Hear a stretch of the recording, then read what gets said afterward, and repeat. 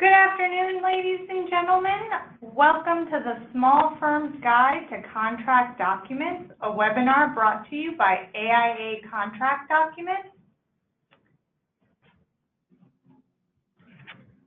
A few PowerPoint slides before we get started. This presentation is protected by U.S. and international copyright laws. Reproduction, distribution, display, and use of the presentation without written permission of the speaker is prohibited. You will be receiving a PDF PowerPoint of the presentation along with the recording from today's webinar, probably by tomorrow. So please stay tuned for that. You will have some follow-up materials in the next day or so. This program is registered with AIA for continuing education learning units. So there will be one learning unit attached to today's presentation. If you entered your AIA member number when you registered for the course, we will report your credit directly to the AIA, and it should appear on your online transcript in the next 2 weeks.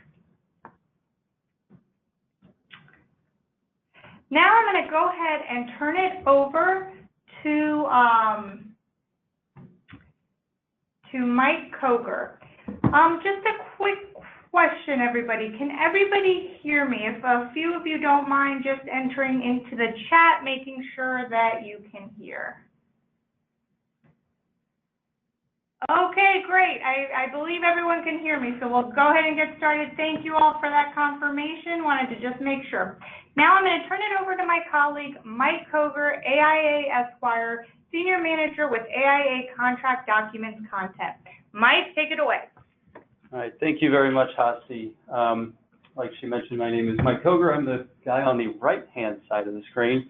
And I have been a staff attorney with the AIA for the past 5 or so years. I started my career as an architect. I've worked in both small and large architecture firms before transitioning my career to being an attorney.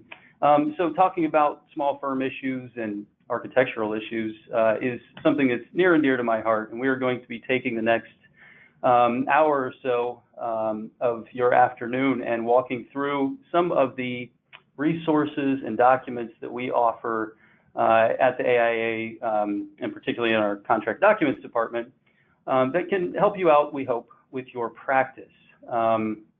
Joining me today is Ken Cobley. Ken is the Managing Director of the Contract Documents Department. And Ken, I'll let you kind of talk a little bit about yourself and tell the folks about, about your background. Thanks, Mike. So I've been with the AIA since 2006. So actually next week will be my 12th year here. I am an attorney by education and training. And before joining the AIA, I was in small to mid-sized firms in the Maryland area, but with cases smattered across the United States as well, practicing mostly construction litigation. And I worked for, I represented owners, contractors, subcontractors, and design professionals for a considerable portion of that time. One of the firms I was with, we were panel counsel to several of the major professional liability insurance carriers. So that is my background. And again, I came to the AIA about 12 years ago and have been working on contract documents since I arrived here. This affords me the opportunity to put many years of construction litigation experience to good use. And so it was a really good fit for me. So that's my background. I'm going to turn it back over to Mike. I think he's going to go through some of the history and a few other segments before coming back to me in the program. So Mike. Correct. Thanks, Ken. Yeah, I'm going to be talking for the first handful of minutes here about, I want to talk a little bit about the history of our AIA Contract Documents program, and then I'm also going to go through some of the major owner architect, owner contractor agreements that we offer, some of those that are particularly focused on smaller firm practitioners. Ken's then going to talk about our master agreements, some of our other specialty documents that we offer in the for small firms that might be interesting to small firm practitioners. Our design build residential document and our sustainability documents as well. So the AIA has been publishing and creating AIA contract documents for 130 years now. Dating all the way back to the 1880s, we first started creating standard form agreements. Over the years, our document offerings have multiplied and have really evolved to reflect all of the nuance and the complexity of current construction and design industry. 100 years ago, you could have looked at our offerings, and it would have fit into a very small folder, just one or two documents, owner-contractor agreement, owner-architect agreement, relatively small in density and page numbers. Today, we offer nearly 200 agreements and forms. Anything from traditional design bid build documents and forms to design build to 2 different types of construction manager documents, digital practice documents, sustainability documents, and all of those documents really reflect just the amount of complexity and diversity in our industry today. One of the interesting things about the history of our program is that over the last 100 and so years of offering standard form contracts, there has been a good amount of case law that has built up from courts around the country. And so why that could be interesting to you, if you have a question about one of our contracts, say the A201 or one of our owner architect agreements, you can always call us up and we can tell you what we meant when we drafted that agreement. But we don't have jurisdiction in your state. We certainly don't have any ability to resolve disputes. What you really are looking for is a court decision to help you interpret that particular piece of contractual language. And there is very possibly a court decision out there in your jurisdiction that has already decided or interpreted a piece of language that we have in our standard form agreements. So that helps our documents be more predictable. It helps them be more understandable to folks.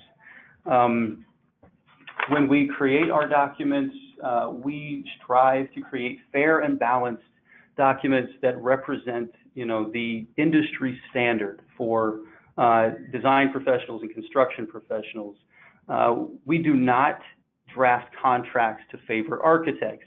Of course, we are the American Institute of Architects, so we want to make sure that we are recognizing the role of architects in our contracts, but we do not shift risk to unfairly balance those documents to favor an architect over an owner or a contractor. And, occasionally we will get questions about why we don't do that, considering that we perhaps should be. Some folks think that we maybe should be doing that. Well, and the reason is that the Contract Documents Department is not the advocacy branch of the AIA. We want to make sure that we're drafting contracts that are used by the entire industry, and if we were to draft them to be in some way swayed to favor architects, owners and contractors simply would reject them.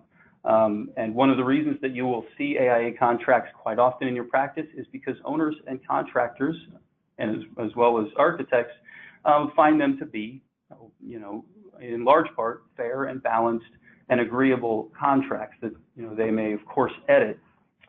When we go about drafting our documents, it usually takes us about 1 or 2 years to develop a document. It is a very slow and deliberate process where we are trying to get feedback from all segments of the construction design industry. When we draft our documents, we're not trying to revolutionize the industry. We are really trying to we want to future-proof our documents to some degree, but we want to make sure that they are really just meeting what the industry is doing right now and responding to the current status of the industry. So Ken and I are both staff attorneys, and we work full-time with the AIA at the AIA headquarters here in Washington, D.C., but we are supported in large part by a volunteer group of AIA architects, anywhere from 30 to 35 AIA documents committee members that are scattered all across the United States. And these documents committee members, they're all licensed architects, and they are all AIA members, but they work in a varying degree of practices. Some of them work for owners, some of them work for construction managers, some of them work for contractors. So, and of course, some of them work for traditional architecture firms. But they really give us that current, on the ground, up to date information about the industry that guides everything that we do in drafting the AIA contract documents. So over the over the years, we have noticed some trends in our documents program, and if you've followed us, if you've used our documents, you'll probably notice them and have recognized them as well. For example, today we have more delivery models to choose from than ever before. We offer a number of IPD documents, as well as many of the ones I've already mentioned: construction management, design build, and so forth. We also incorporate all kinds of new stuff into our documents, such as digital practice, BIM, sustainability. All of these things are relatively new, at least from a historical perspective from our program, and they're also things that are evolving every day. I have been out of the business of actually practicing architecture for 12 years, and I can tell you that I would be fairly lost doing drafting work in an architectural office, because the state of BIM and just the practice of architecture has changed that much. And so we have been updating our documents over time to reflect that and those realities as well. So given that we offer so many different types of documents, one of the most common questions that we get is, how do I pick? There's 200 documents, and we have so many people that are asking us questions of, how do I whittle it down to one particular document? The first thing you need to understand is how our document families are organized. And this is the slide that you'll see on the screen here is very helpful to understanding how our documents are organized. We organize documents by families, and a family is really a grouping of documents, usually by project delivery model. You'll see here on the left side, conventional design bid build, design build, CM as advisor, and so on.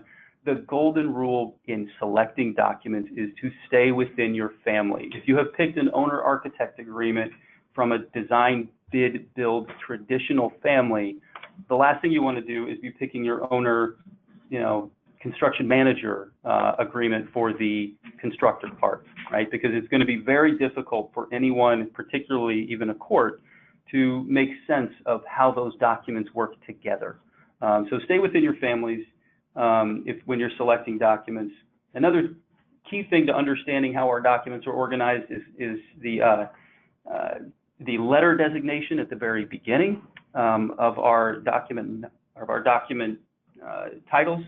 An A document is an owner-contractor agreement. A B document is an owner-architect.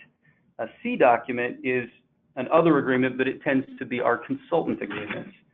And a good majority or a good portion of our documents are in the G series, which are our forms, and that's things like our change order forms, our certificate of substantial completion, payment applications. That's where you're going to find those all with a G designation. So now kind of turning to the question of what is a contract and why do small firms need contracts? This seems, to some of you, this may seem like an obvious question, but we do get folks all the time that ask us, things like, can a handshake work? And, do I really need to have a contract on a small project? So I'll start with just a base and the most common definition of a contract. It is a promise or a set of promises, the breach of which the law gives a remedy, or the performance of which the law in some way recognizes as a duty. So that's, restatement of contracts, pretty much contracts 101 language right there. So let's break that down a little bit. A set of promises in the owner-architect agreement, an architect is promising to perform architectural services in exchange for the owner's promise to pay a fee. And of course, in a construction contract, you're talking about the construction services in exchange for a fee. When you're reading about contracts, or if you listen to podcasts about basic contractual principles, you'll hear this often called this idea of a set of promises, like a bargain for exchange or consideration, and it is a critical component of having a contract that the law will enforce. If you don't have a set of promises, or if you have one party promising something and another party is not, you might have something, but you don't have a contract. And the second big piece is that idea of the law gives a remedy, that the government will enforce it. Of course, if someone breaches a contract, you can go to court, or you can go to an arbitration panel, and the courts will recognize the arbitration panel's decision. So here are some of the key features of a contract that you need to make sure that you have in there. Things like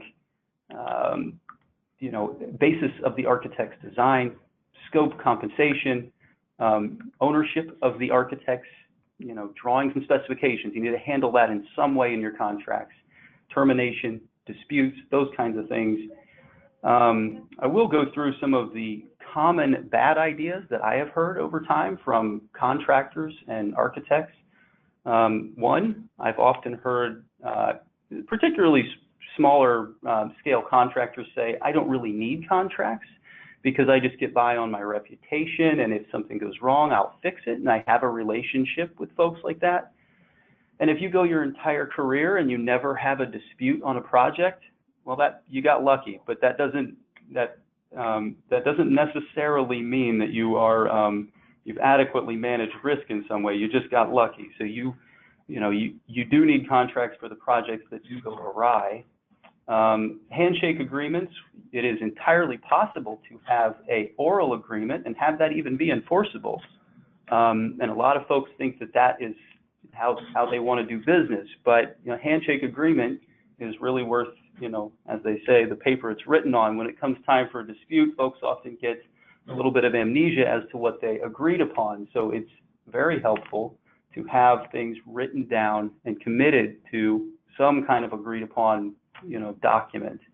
Another thing that is common, particularly with small architectural firms that I've talked to, is they want to do things via a letter agreement. And that is something that the AIA as a contract documents program does not recommend. And the reason is that letter agreements are typically missing, from what we've seen, they're typically missing some of the key components.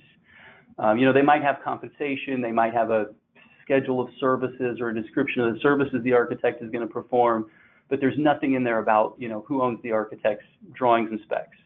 And there's nothing in there about what happens when a dispute arises and how's that going to get resolved. So those are three common bad ideas that we hear, and reasons to really start looking towards formalized agreements of some sort.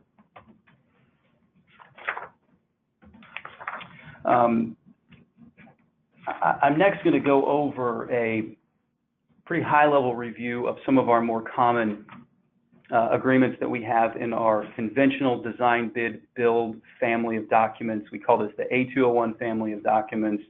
I'm sure everyone on the call listening knows what a design bid build project is, but if you don't, owner retains architect does the design with their consultants, mechanical engineer, whoever else they need, and then the architect bids out the project or assists the owner in bidding out or negotiating a contract with a contractor who then performs construction.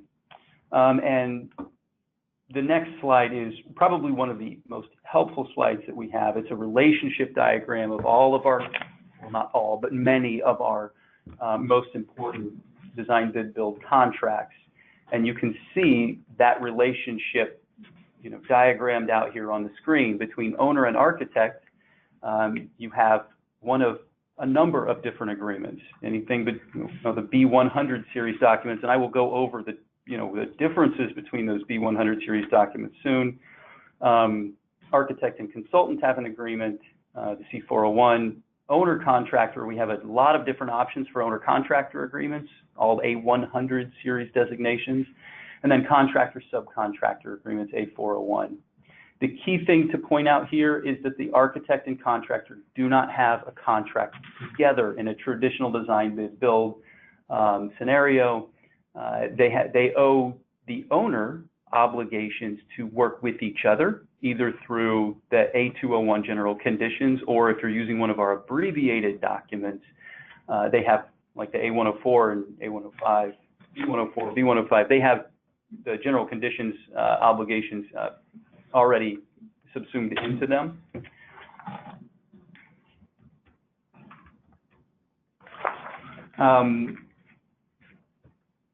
So I'll talk next about our core owner-architect and owner-contractor agreements. Starting at the bottom of the slide here, our core owner-architect agreement is B101. It's our flagship owner-architect agreement. It's the document that we spend the most time editing, to be frank about it, and the most time doing legal research on and those kinds of things. From an owner-contractor perspective, we have 3 different A100 series options you can choose from that will work with the A201 general conditions, A101, 102, and 103. The difference between those is how the contractor is going to get paid. The contractor is going to get paid stipulated sum basis. A101 is your document, cost of the work, A102, and cost of the work without a GMP is A103. So I imagine that many of the folks who are listening on the phone right now are architects working in small firms, and you are wondering which of our owner-architect agreements to use. You probably used some of our abbreviated and short form agreements, but I want to show this slide just first of all to show you that we offer a number of different owner-architect agreements, and they really all are variants of the B101. The B101 is our baseline gold standard owner-architect agreement. It's the one that has 100 or so years worth of experience built into it. And you know, if AIA contract documents were a DJ at a wedding and we were not taking requests, this is the song that we would play over and over again, B101. But through the years, we have taken requests and folks have asked us to develop shorter form agreements for instances where you have an unsophisticated owner and it would be intimidating to put a 23-page document in front of them. And our B101 is a 23-page document. So we have developed B104 and B105, which are abbreviated and short form respectively. B104 is 14 pages. B105 is 3 pages. Now, keep in mind that when you go from a 23-page document to a 3-page document, going from B101 to B105, you are just necessarily missing, you are going to be redacting some of the things that, we have thought were important enough to put into our B101, and they're going to be taken out of the B105. So just recognize that when you use a B105, it's a good document and it can work well for your project. But it's not going to have all of the protections and all of the language that we have in B101. We also offer documents for pro bono services, for other kinds of specialty owner-architect agreements, federally funded or federally insured projects, multifamily residential. My advice to most folks is, start with B101 as your standard, and then if there's a good reason to move off of it, you got a client that might be scared off from a large document, then start to think about that B105. Or some other variant. This is my last talking point before I transition over and let Ken start to talk about some other documents. One of the more common questions that we get is how do you pick amongst B101, B104, and 105? And I'm going to give you an example because it is very difficult for me to just say, well, one document has X, Y, and Z, and the other has, a whole different or more redacted versions of the same language. We get about once a week, we get a call into our documents information call center, which is something you can, a number that you can call up to get, answers to questions that you have about our contracts. And about once a week, we get a call somewhere along the lines of, Hey, I've got a project where, we were doing some excavating in the back of this house for an addition, and we came across something that was buried. It's a utility line. It's something we didn't know about. Utility line, water main, human remains. You would be surprised how common that is. Or some kind of relic or something that looks like it's very old and might need to be taken care of. My response is always, well, which of our owner architect or owner contractor agreements did you use? If the answer is B105 or A105, well, there's not a whole lot in those documents to tell you what to do in a unforeseen site conditions scenario. But the B101 has a very thorough, thought-out process for what to do if there's human remains or if there is that, unforeseen condition. So just be aware that that's the kind of dynamic you are working with when you're picking between these documents, and certainly read them all very closely and compare and contrast them before you select on one. So with that, I'm going to turn it over to Ken. He's going to talk about master agreements. Thanks, Mike. So when Mike was talking earlier about how we develop documents and what we do, he talked about the committee. He told you that we have a fairly detailed drafting process. And part of that process involves reaching out to various entities, segments of the industry, and getting their feedback on what types of documents might serve special needs that they might have. And so 4 or 5 years ago, we had the opportunity to meet with some folks from what was then the Small Firm Roundtable. I think now it's the Small Firm Exchange. They were here for Grassroots, and we went and we met with them to hear some of their concerns and to hear what they might have an interest in. And one of the pieces of feedback we got was that they often found themselves in a situation where they had a really good relationship with an owner, and they wanted the ability to have sort of a continuing contractual relationship with that owner, so that the owner and they both knew what the standard terms would be if they were going to do work, provide services, so that they only had to fill in the blanks for the particular engagement. What's my scope going to be? What exactly am I going to do? And how much am I going to get paid? What are my time constraints? What's particular to this project? But they didn't want to have to each time present and or negotiate the core terms. And we had heard some feedback from others in the industry that this might also be a helpful scenario. And so we set about to create a group of documents that we call the master agreements with work orders or service orders. So in 2014, we published 3 groupings, if you will. We prepared and published a master agreement between an owner and a contractor, and a work order that would go along with that. We prepared a master agreement between an owner and architect, and service order that would go along with that. And we prepared a master agreement between an architect and consultant, and the service order to go along with that. And I'm going to explain a little bit more about this master agreement and work order or service order concept, but you may notice that that's 3 out of 4. So in 2018, in the run-up to this year, so coming out of 2017, we did 2 things.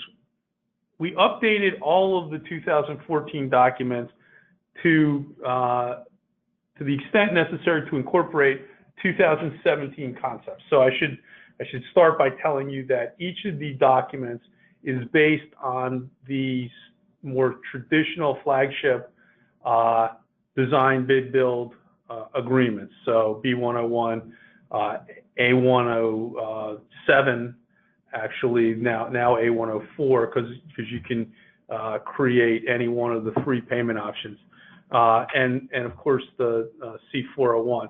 So in 2018, we updated them all so that they would more closely mirror the 2017 documents with respect to the standard provisions, and we created the missing set, the A421 and 422, which is a master agreement and work orders for use between a contractor and a subcontractor. So how does this all work? Well, as I suggested earlier, the master agreement establishes common terms and conditions that are going to be applicable to all the work or all the services provided pursuant to the master agreement. It's going to have terms in there that cover things like dispute resolution. So if we get into a dispute under one of these work orders or whatever, how's that going to be decided? What are the grounds for termination of this arrangement or of a particular work order or service order? Who has what rights under the instruments of service that might be prepared for a particular project, for a particular work order, and a whole lot more of the basic sort of standard boilerplate core concepts that you know are just going to carry over from project to project. Now, I've been talking about multiple projects. You could imagine this master agreement and work order or task order scenario working in a couple ways. It might be that you have an owner, or you might be the architect, and you might want to engage a consultant for several different projects. You might have a structural engineer that you just love working with. This firm gets it. They price it right. You never have a problem chasing design stuff. They're proactive, and you really, really like them. And so on the vast majority of the projects that you're going to be involved in, you might want to use them.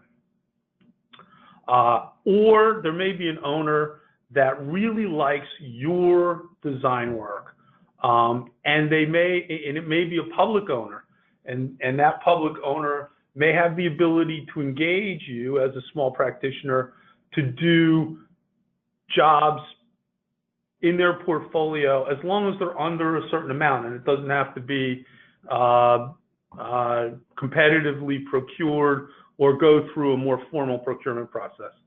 Or you may have a private owner that's not subject to procurement laws that can do this for at least a range of projects. You enter into the master agreement, and now you know you can go forward.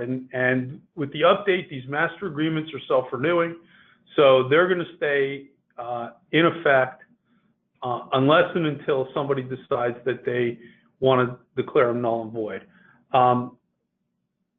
But what doesn't the master agreement cover? It doesn't establish the scope of work or services or compensation. And what I started to go into before is you can use a master agreement for a range of projects, or you might be in a situation where there's a huge project and you can enter into the master agreement if somebody is going to dole out portions of the work, either to consultants or subcontractors, or an owner is going to give pieces of the design. If there's multiple buildings in a single project, you can use it that way. So the goal here is to establish working criteria that get used over and over again with discrete scopes of work as defined in the work order or service order. So the service order is an integral part, or the work order is an integral part of this process. You don't actually have an agreement until you have both, because integral to the creation of a contract would be the definition of the scope you're going to perform and how much you're going to be paid. Remember, Mike talked about those as critical elements of a contract. Well, without the service order, work order, you've got all these business terms, but they don't apply to anything because you haven't defined the scope of work or services to be provided, the promise by the contractor or the architect, and you don't know how much you're going to get paid for the promise, among other things, by the owner.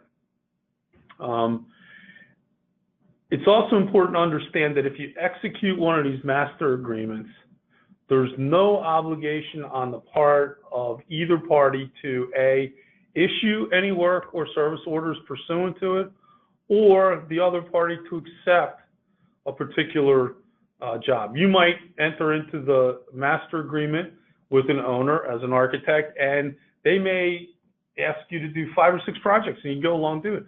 Then there's the 7th project that you just don't feel comfortable about, or you don't feel that the firm has the bandwidth at that time.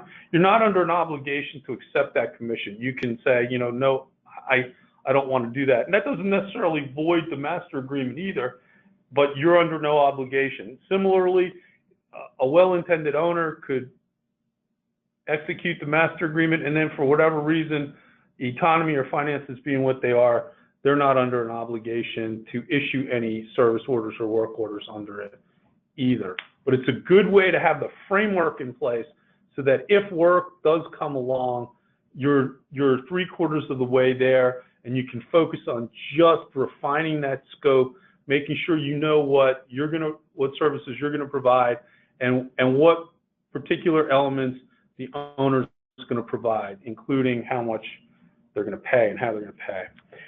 So that was one concept that we got out of our discussions with folks. Another concept that we heard about that we got some feedback on that people said they'd be interested in is residential design build. And we know that some of you out there actually do this. We know that you will take an engagement where you will do design for custom residential work, and you will also be the contractor. We understand that, we know it, so we tried to develop a contract that would assist you in that endeavor and cover the key components that we thought needed to be done. So that document is the A145 2015, and as the name suggests, it's for owner design build agreement for a 1 or 2 family residential project. So what's so special about this? Well, it was specifically developed for residential design build. So it's not as large and complex as our commercial design build agreements are.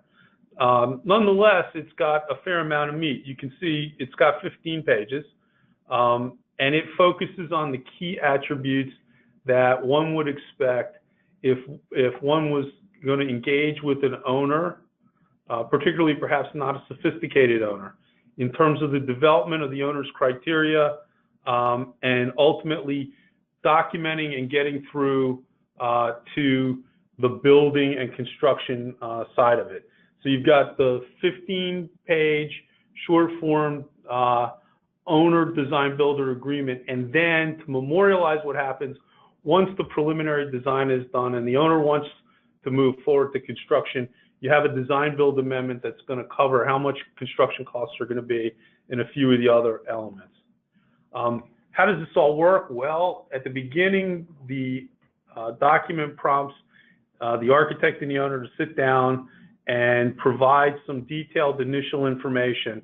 That's going to form the basis for the architects / design builders preliminary design, right? That's what the owner is going to want as part of its requirements. The owner's criteria is based on the initial information that is provided, and that's the stuff that's going to be critical. It's got to be in there.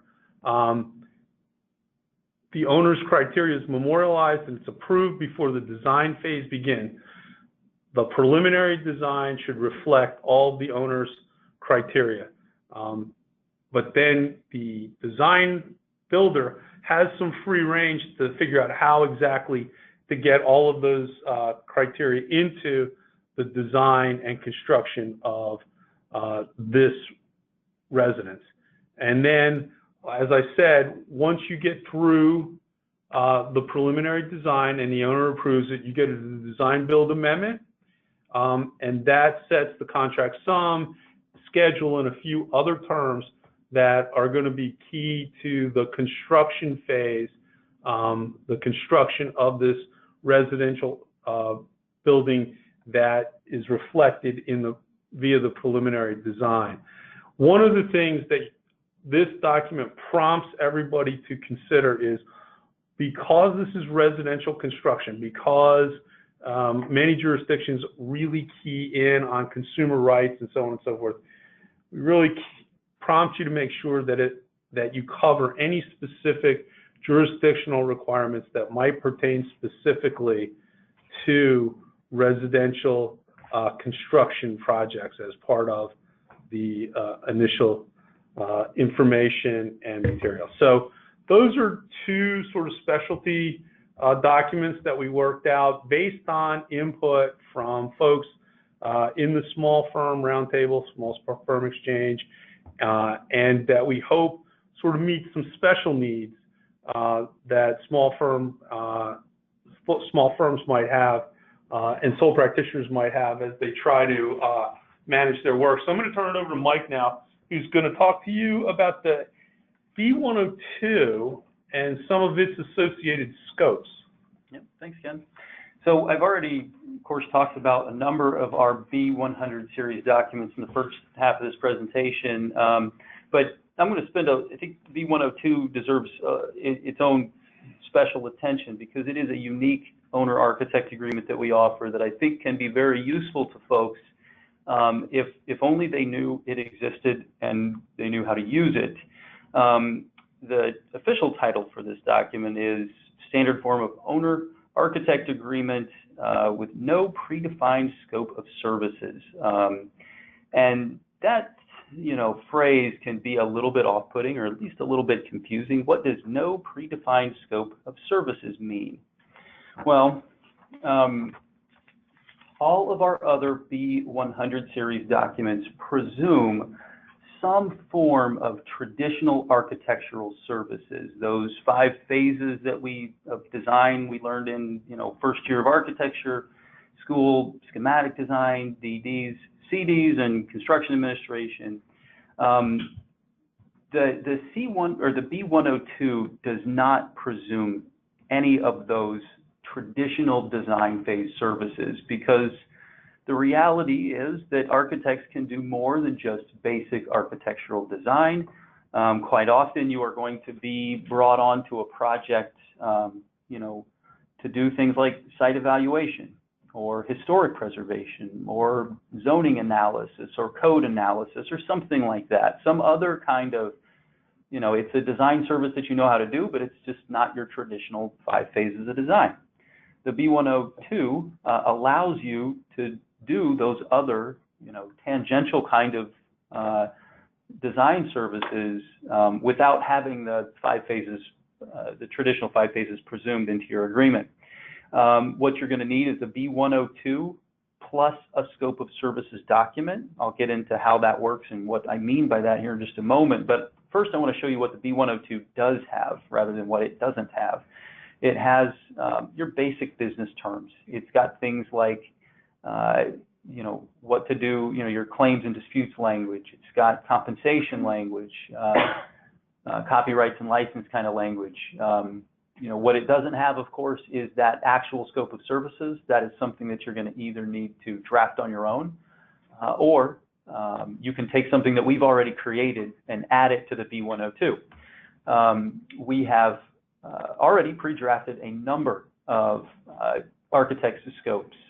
For example, programming, site evaluation, like I already mentioned, historic preservation, facility support, FF&E design. You can see the list on the right. I won't read the whole thing out loud, but there's a number of them that you can already find, and we're probably going to be creating more in the next 10 years or so. So just kind of keep checking back to see if we've already created a scope before you go creating one yourself. But key component here is you have to have a B102 plus a scope, whether it's your own exhibit or it's one of our B200 series. The two of those together create a contract. B102 by itself does not create a contract. You don't have a scope of services in there. So don't just sign that by itself. Make sure you've got a scope attached to it.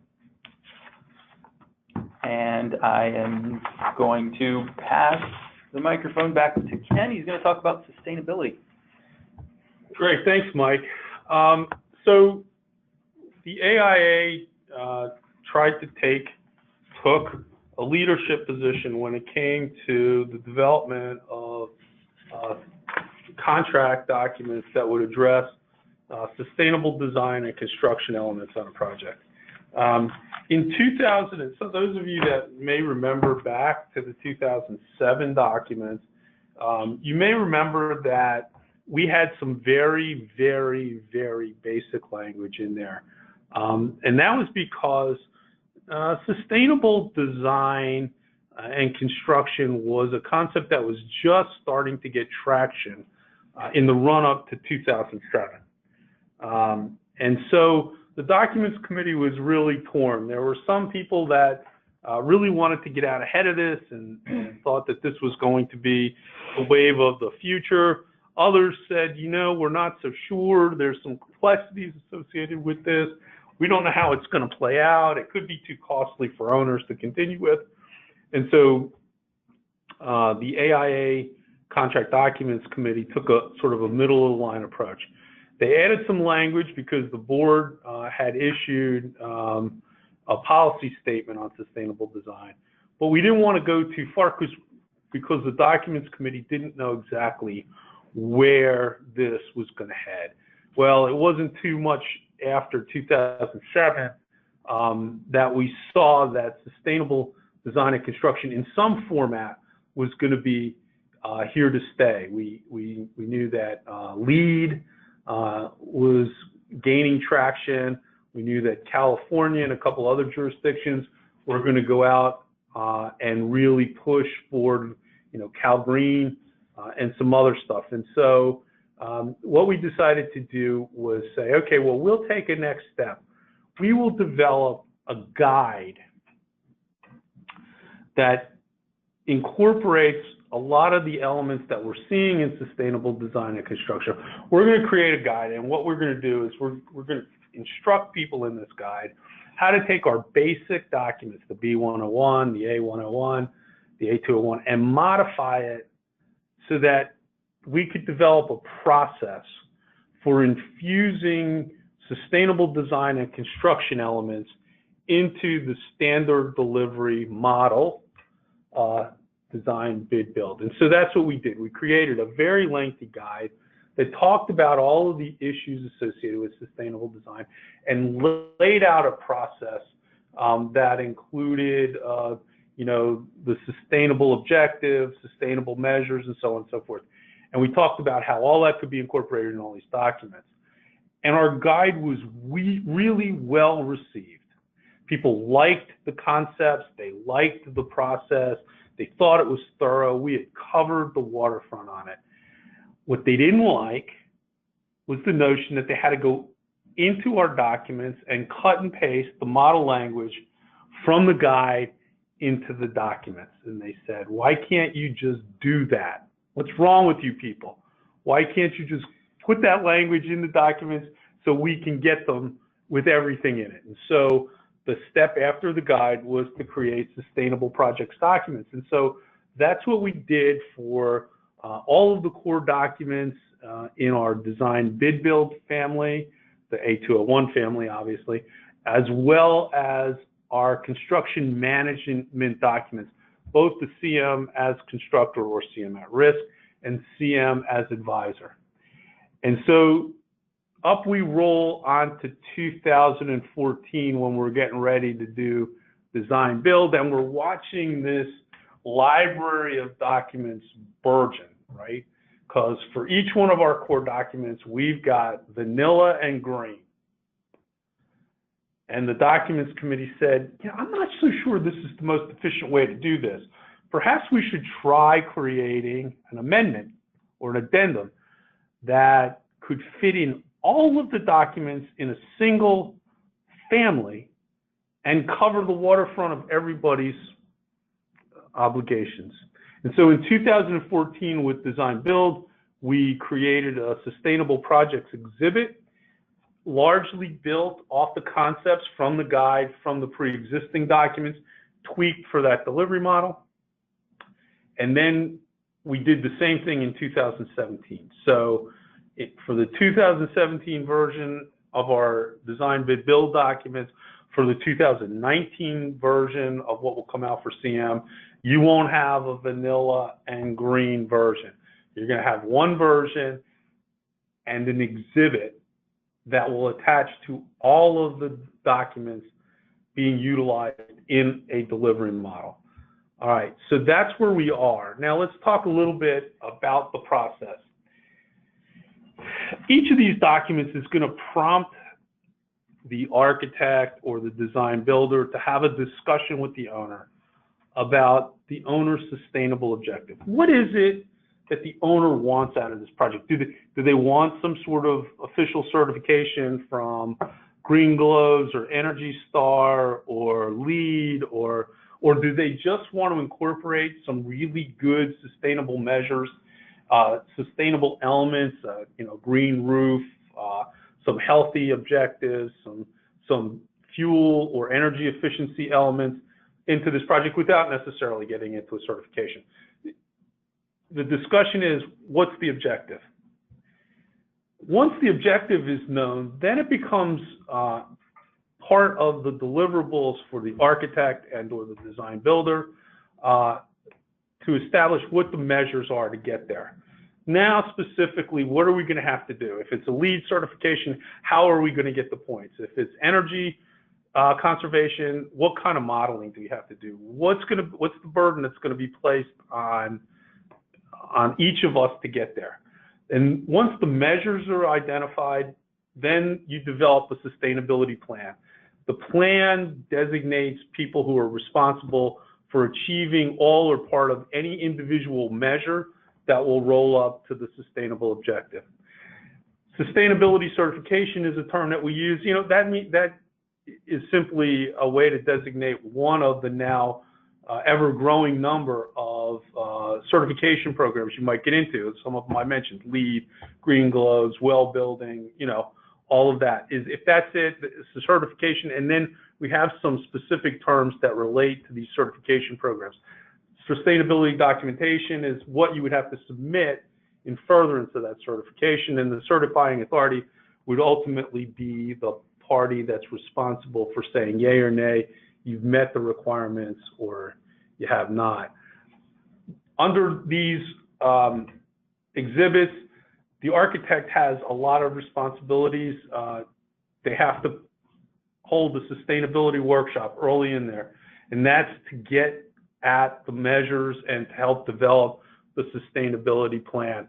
They have to get to the plan, and the sustainability plan becomes a contract document. That is to say, once the plan is developed and the obligations are divided among the owner, the architect, and the contractor, those become contractual obligations that the parties have to meet in order to meet their contractual obligations. There are elements that the architect must achieve during the design process. That would include the workshop, the plan, and incorporating the measures into the drawings, among other things. And then during the construction phase, the architect has certain obligations to meet, or they may have some CA stuff they have to do. There may be a request by the contractor to substitute a product on the job. And then there's a back and forth between whether or not that's going to impact the sustainable objective in any way. And they may or may not be the party that's responsible for registering and submitting to the certifying authority. The contractor and owner, similarly, they have to follow the sustainability plan and perform the measures. And they may have obligations continuing through certification and even post-certification. I think you're all aware that US GBCI has certain documentation requirements that follow certification. So that sort of wraps up the substantive part of the program with respect to the documents. I'm going to now turn it over to Hasti, and she's going to tell you how to access our fine documents.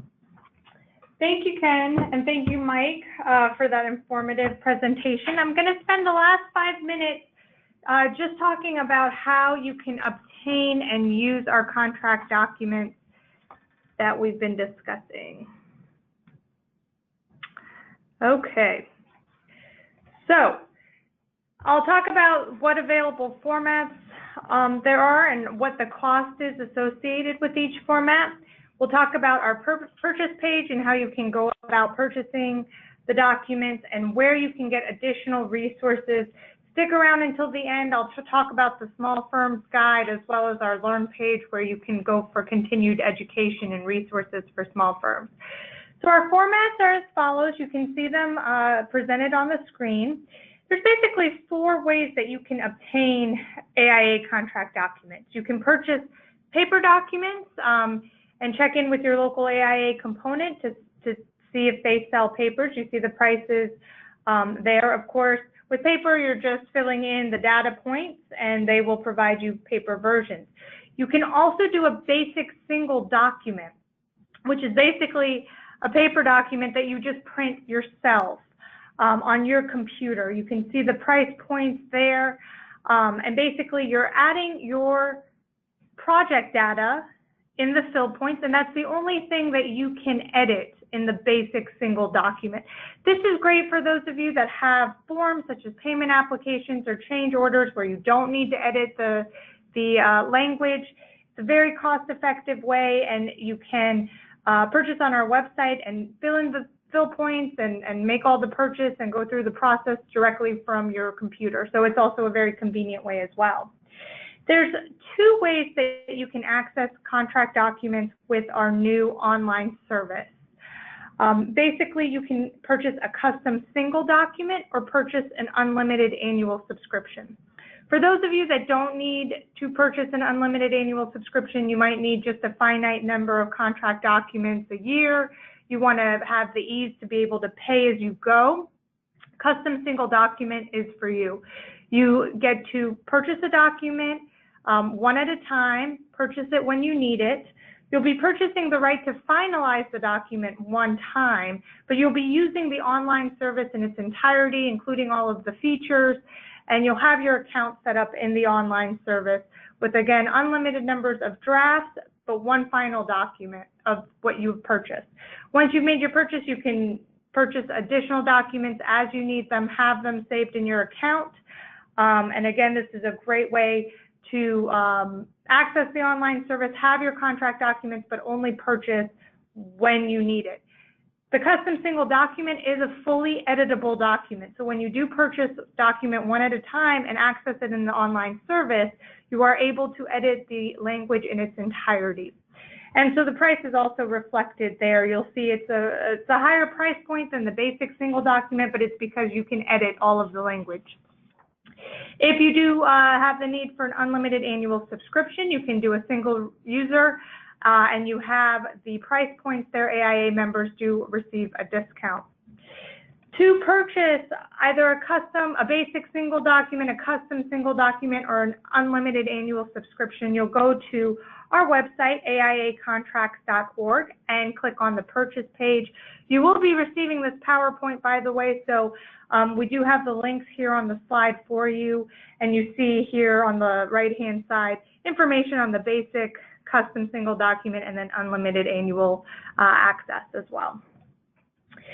If you do make a purchase to access online service, I do provide online service basics training every week. It's a free webinar where you'll follow along with me as I do key tasks within the online service. I highly recommend it.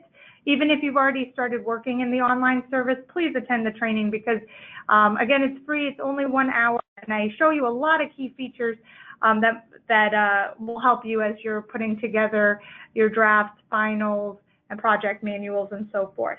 If you have any questions, you can feel free to email me. My email is here, and again, you will receive the PowerPoint along with the recording of today's session. In closing, I'm going to just close with our contacts and resources. The Small Firms Guide is a wonderful publication that Mike Koger worked with along with our documents committee. The guide has a comprehensive list of AIA resources for small project practitioners, including small firms, sole practitioners, and custom residential architects. Please take a look. This is a free guide. We do have the hyperlink here for you, and you can also access it on our website, AIAcontracts.org. If you ever have any questions about the online service ACD5, or purchase options, you can contact technical support. Any questions on our content, what a provision means, how to complete a form, what document is right for you, you can contact docinfo. And I've also linked to our Learn page on our website. This is where you can find additional education and resources and guides. So with that, we have reached our hour. I want to thank you all for participating in today's webinar, and also thanks to our presenters for a very comprehensive presentation. Again, look forward to the PowerPoint and recording, and we wish you a very nice afternoon.